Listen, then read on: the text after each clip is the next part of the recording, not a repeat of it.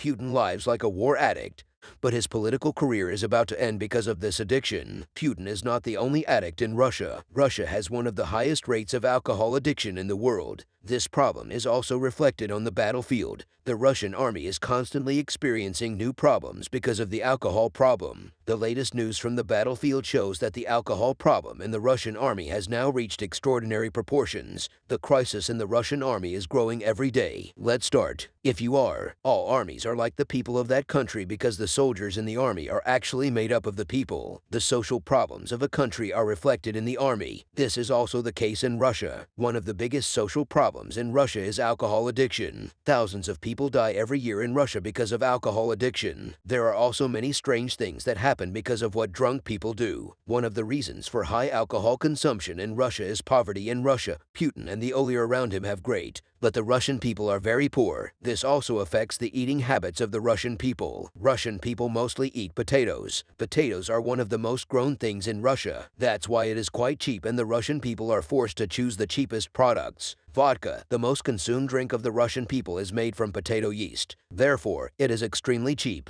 Russian people constantly consume vodka, a cheap drink that gives a feeling of sanity. The other effective vodka is the feeling of warmth. Vodka gives a feeling of warmth because it increases blood circulation. In Russia, which has a very cold climate, citizens consume vodka to keep warm. These habits are among the biggest causes of the alcohol problem among the Russian people. The Russian army also has this problem. Russian soldiers are constantly consuming large amounts of alcohol. As a result, there are constant problems within the army. Drunk Russian soldiers have difficulty even holding weapons. Russian soldiers who participate in conflicts drunkenly fail in all conflicts. Volunteer soldiers are the ones who experience the alcohol problem most intensely in the Russian army. In Russia, people who have social problems and are in a bad psychological state apply to become volunteer soldiers. Most of these people have committed crimes many times before. These people cause constant chaos in the Russian army. Some of them even carry this chaos back to Russia.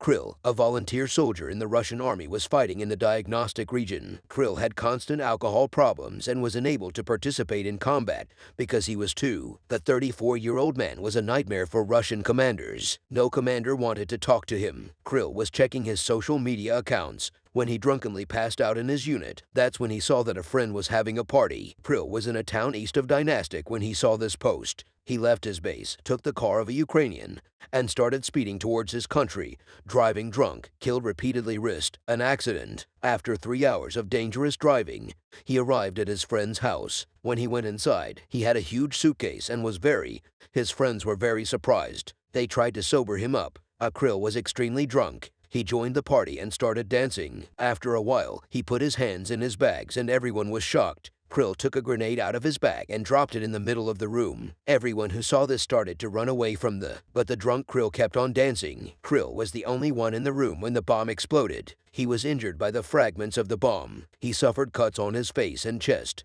His friends were stunned. Russian police soon arrived on the scene. After the injured Kryl was hospitalized, everyone at the party was questioned. It turned out that there were many children at this house party. Kryl's friend had set up a playground for the children at a party at his, but the children were traumatized by the bomb that exploded. The children's parents are furious with. Russian prosecutor's office issued an arrest warrant for Kryl. Drunk Russian soldier was about to kill Russian citizens. This incident was widely covered in the Russian press. Russian people are talking about the soldiers' alcohol problem. Russian people say that soldiers should be banned from drinking alcohol. However, the Kremlin administration is very hesitant on this issue. If Russian soldiers addicted to alcohol, there is a high possibility that the Russian army will completely disintegrate. That's why Russian commanders are so scared. In fact, this problem has been talked about in the Russian army for a long time. It is also known that drunken Russian soldiers have had many accidents. It is claimed that 4 Russian soldiers died as a result of a drunken Russian soldier throwing a bomb in the wrong place. In addition, soldiers in the Russian army often have accidents with military vehicles. The footage of a drunken Russian soldier crashing into the wall of a Russian military base with a tank he was driving was also talked about for a long time in Russia. Russian people are ashamed of the bad situation It is also seen that drunken Russian soldiers often fight. It is reported in the Russian press that drunken Russian soldiers started to fight in, and as a result of these fights, clashes broke out. The reflection of these clashes in the press made Putin very angry. Putin was angry with the Russian commanders about this. However, Russian commanders also failed to have any influence on the army. The lack of discipline in the Russian army is affecting the course of the war. Russian soldiers do not coordinate regularly and do not follow the rules. There are constant fights between Russian commanders and soldiers. Russian soldiers show very aggressive behavior towards the commanders after drinking alcohol. This leads to constant problems in the Russian army. Because of these problems between Russian commanders and soldiers, the Russian army cannot coordinate successfully. Many operations are postponed because of this, but despite all this, Russian commanders continue to give alcohol to the soldiers. There is a very strange reason for. Soldiers in the Russian army are given vodka produced in the same factory every day. This causes soldiers to become addicted to alcohol. Soldiers who want to continue drinking vodka every day cannot leave the army. The addicted soldiers are afraid that they will not be able to consume so much vodka when they leave the army. Russian commanders are addict soldiers to alcohol to keep them on the battlefield. But none of these methods is helping the Russian army too. The commanders of the Ukrainian army gave very special information from the war zone in their statements. We have prepared this information. You can support our team, which has worked hard to produce these videos. The growth of independent journalism is crucial to ending the rule of oppressive leaders around the world. According to this data, the Russian army was much larger than the Ukrainian. Put it out. He could win the war easily, but the Ukrainian people spoiled Putin's plans. Major General Dmitry Marchenko, one of the most famous commanders of the Ukrainian army, told many stories about the heroism of the Ukrainian people. Marchenko account reveals the difficult situation. The Russian army, as Marchenko said, Russia has been preparing for this for 4 years, but the Russian authorities made a fatal mistake. They didn't think that ordinary people would resist. Together with the army, the Russian army had big problems, especially in towns and villages. The Ukrainian people did everything they could to prevent the Russian army from entering the region. Ukrainian peasants left their tractors and other agricultural vehicles on the main roads. This prevented the tanks from passing. The Ukrainian villagers also made an interesting discovery. A lot of gravel was dumped on the main roads used by the tanks. On top of this gravel, ash and straw report the tracks of Russian tanks passing over struck to the gravel. Russian tanks were stuck on the road, and the advance of the Russian army slowed down in another region. Ukrainian people held hands along the road and formed the chain in front of the Russian tanks. This reaction of the Russian people was symbolically very important because Russian soldiers doubt that the Ukrainian people would welcome them with flowers. The Russian press controlled by Putin claimed that the Ukrainian people supported the invasion, but the soldiers on the battlefield faced a reality. The fact that Ukrainian citizens stopped Russian tanks with their bare hands has another meaning. All wars can only be won if they're legitimized by the people. Putin did not expect the Ukrainian people to revolt in such a brave way. After the popular uprising, Russia stepped up its measures. Russia is constantly suddenly trying to suppress propaganda in Ukraine. Millions of Ukrainian citizens who oppose the Russian occupation are being forced to, but the Ukrainians strongly emphasize that they will never leave their home net. The Ukrainian people are doing everything they can to make it happen. What a hunter did in Maka, a small town 68 kilometers northeast of Nikola, is an important example of the resistance of the Ukrainian people. The hunter hid in a convenient place he waited for a long time with his shotgun. When 3 Russian soldiers came towards him, he pointed the rifle at them and came out of hiding. The hunter said, "I have a double-barreled shotgun, and 2 bullets I will kill 2 of you. Put down your wrappers and start walking in front of me." The Russian soldiers were terrified. They were stunned by the hunter's courage. They put down their weapons and started. The hunter worked for a long time and led them to the territory controlled by the Ukrainian army. Russian soldiers handed them over to the Ukrainian army, and old hunter single-handedly managed to neutralize 3 Russian soldiers. After describing this incident, General Marchenko said the Russians still don't understand who they are fighting with. They don't understand that we have changed and we are no longer afraid of them. They are trying to use the tactics they have been. They are advancing in mass. They're using massive artillery bombardment. They are using missile strikes, and they can't understand that, in fact, instead of being more afraid, we are getting more angry and we are starting to hate them more. The Ukrainian people are indeed practicing extraordinary methods of resistance against the Russian army. Marchenko also said that Ukrainian citizens on the Russian occupation have set up a communication network using secret software. Thanks to this network, all movements of the Russian army are monitored by Ukrainian NT. All movements of Russian soldiers are reported to Ukrainian intelligence. Through this communication network, Russian soldiers are unable to crack this secret software. There are interesting allegations in the Russian press about the resistance of the Ukrainian people. According to the allegations, Ukrainian citizens living in the Russian occupation have started to dig tunnels secretly. Small rails are placed inside these tunnels. It has claimed that a large number of weapons have started to be transported to the region through these tunnels. It is said that Ukrainian soldiers can also come through these tunnels, and the Russian army will be completely defenseless in this situation. Russian soldiers are making a great effort to expose these tunnels. However, no tunnels have been found so far. Russian soldiers receive dozens of reports on this issue every day. However, the soldiers cannot fight the tunnels in any of the reports. Because of these reports, Russian soldiers cannot launch an attack. The Ukrainian people are making the Russian soldiers lose time. The Ukrainian people are wearing down the Russian army with unprecedented re. The Russian army knows it cannot win a war against the entire Ukrainian people. The solidarity of Ukrainian citizens is changing the course of the war. Zelensky has played a major role in the courage and solidarity shown by the Ukrainian people since the beginning of the war. President Zelensky has constantly motivated the Ukrainian people. The sense of solidarity and resilience of the Ukrainian people has increased. Zelensky has communicated very well with his people during this process. Zelensky was also very successful in diplomatic negotiations. Many Western countries sent support to Ukraine. Thanks to the support, the Ukrainian army has gained a significant advantage over the Russian army. But Ukraine needs more support. General Marchenko, Ukraine's famous commander, and addresses issue in an interview. Marchenko said the Ukraine is a shield of Europe.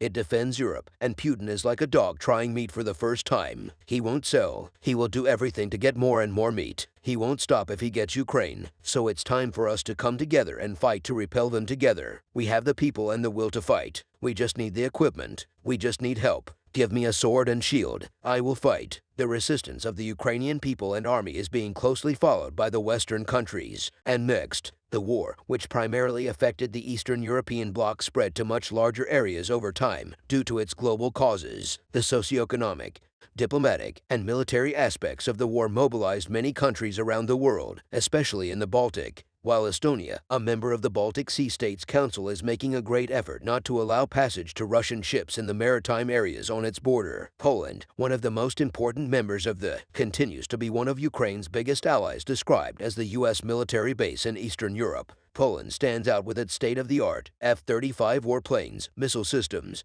and war tanks, especially during this critical period when the Ukrainian war focused on crime. Here, Poland took a historic step to support the Ukrainian army tank lashes in Donbas in the war in Ukraine. The Polish administration made striking statements about the Leopard 2, called the God of War, in order for Kiev to liberate the Crimean Peninsula again and to completely clear the Donbas from the invading Russians. Currently, the Ukrainian army operates at least 11 Leopard 2, a 4, and a 6 tanks. About 100 more Leopard 2 tanks are expected to arrive at the Ukrainian fronts in the next month from Poland, Germany, Spain, Turkey, and the Czech Republic. The first batch of the Ukrainian army in service has sent the Leopard 2 tanks to the Donner region for now and is currently fighting against the inmate. Ukraine's Leopard 2 tanks are currently sufficient to form 3 platoons and are deployed especially around Bakhmut. Last week, the Russian army claimed that it destroyed one of the Ukrainian Leopard 2s and that the Leopard 2s would not make any difference on the front. However, one of the active forces in the region, Wagner Patron Perrin, admitted that the Ukrainian forces forced the Russian positions with these tanks in surround.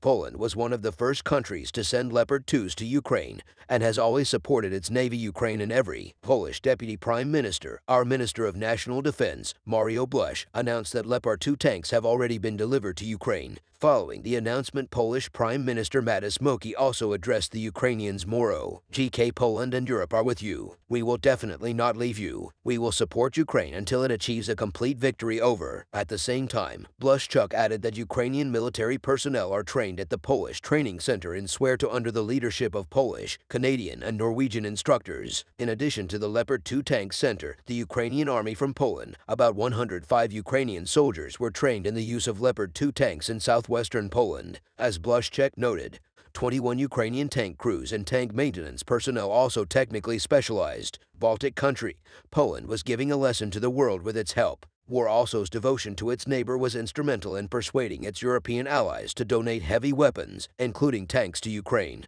Morawicki also called for a new, stronger package of sanctions by the European Union against Russia. The Eastern Bloc is currently discussing the 10th round of sanctions against the Russians. Moki argues that he's not satisfied with the latest sanctions package and that these sanctions should be much tough. On the other hand, the Polish ambassador warned of a protracted war in Ukraine and called for more support. Poland's ambassador to the U.S., Marek Makowski, stated that no matter how long the war lasts, Kyiv must be continuously supported militarily and financially. However, Magioski clearly emphasized that Poland would not enter into direct military clashes with Russia. Nobody would have expected the Polish government to force Germany to send tanks to. Fortunately, these negotiations yielded a very positive result. A large part of both Eastern and Western Europe and other world countries are trying their best to help the Ukrainians defend themselves and win this war. That's why we think Ukrainians need a long-term engagement, and we're not just talking about weapons or military aid. We are talking about support for Ukraine's NATO and EU aspirations. In fact, at least as much as the U.S. administration is one of the most important allies providing assistance to the Ukrainians, especially the U.S. President Joe Biden has been making a great effort for Ukraine to regain its freedom and independence in recent days. In line with these efforts, the U.S. leader who most recently visited Warsaw addressed a crowd of thousands there about the Russian invasion of Ukraine. The U.S. leader's speech came hours after Putin's before the joint session of the country's parliament. Biden pledged to support Siege Ukraine and place the war in the broader context of the struggle between authoritarianism and power. In addition, the U.S. leader stated that while the crowded Polish flags were waving in the gardens of the royal castle in Warsaw, the view that Ukraine would fall due to the Russian invasion a year ago have now turned to the opposite, and that Kyiv is strong, proud, upright, and most importantly, free. Biden's last speech, including the one he delivered in Warsaw nearly a year ago, had a similar tone. Since his 2020 presidential. Biden has positioned himself as a champion of democracy, arguing that the U.S. and the world are at a crossroads. Joe Biden's statements underline the U.S. commitment to Ukraine aimed at repelling a renewed Russian offensive that began shortly before the first anniversary of the war. At this point, Biden refuted Putin's statements in his speech addressed directly to the Russian people on the subject. Biden: "Tonight, once again, I appeal to the people of Russia. The people of the USA and Europe are not trying to control or destroy Russia. The West was not planning to attack Russia. Only the millions of Russians who want to live in peace with their neighbors are not enemies." The U.S. president's arrival in Kyiv before his Warsaw visit shook the agenda. Biden had traveled in extraordinary secrecy by plane and then overnight by train for 10 hours to stand shoulder to shoulder in solidarity with Ukrainian President Volodymyr. Later flying in a miniaturized Boeing 757, Biden arrived in Kyiv after a total of 20 hours to meet with Zelensky and First Lady Olena Zelensky. While in Kyiv, the U.S. president announced a new weapons package for Ukraine worth nearly $500 million. The Pentagon stressed that the aid will come directly from its arsenals and will include tactical vehicles and anti-armor rockets, as well as additional ammunition for high-motion artillery, rocket systems, or HI. The latest U.S. military aid package, the 32nd installment of this kind, has increased U.S. military aid commitments to nearly $30 billion in total since Moscow invaded Ukraine last February. To date, the United States has given Ukraine the lion's share of Western weapons and deployed hundreds of thousands of American troops to NATO member states to strengthen defenses. In addition, the mighty 30-member group triggered the organization's cornerstone Article 5 by repeatedly warning Russian President Vladimir Putin that an attack on one of the NATO member states would be seen as an attack on all. It has been boarded by the military alliance and 4 NATO allies since 2000.